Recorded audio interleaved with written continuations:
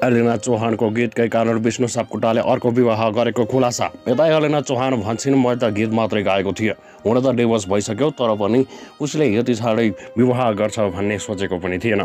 दर्शकबिन, स्वागत छ तपाईँलाई अफिसियल राजसिका अफिसियल युट्युब च्यानलमा। भने म तपाईँहरूकै आफ्नै मान्छे राजकुमार।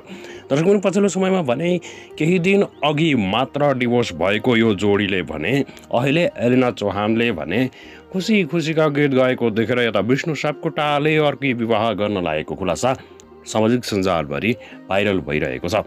तर यसको सत्यता भने के हो त? आखिर विष्णु सापकोटा र एलिना चौहानले कहिले खुलाउँछन् त सत्य कुरा?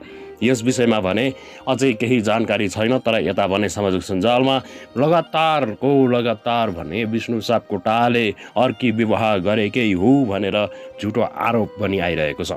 तर यसको सत्यता भने विष्णु सापकोटा र एलिना चौहानले खुलाउनै पर्छ भन्ने दर्शक श्रोताहरूलाई कतिलाई लाग्छ? कृपया आफूलाई जस्तो लाग्छ त्यस्तै तलको कमेन्ट बक्समा कमेन्ट गरिदिनु होला।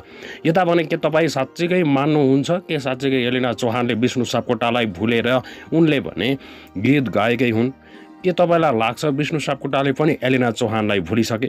कृपया आफूलाई जस्तो लाग्छ त्यस्तै तरको कमेन्ट बक्समा आफ्नो प्रतिक्रिया व्यक्त गर्न भने नछुटाउनु होला।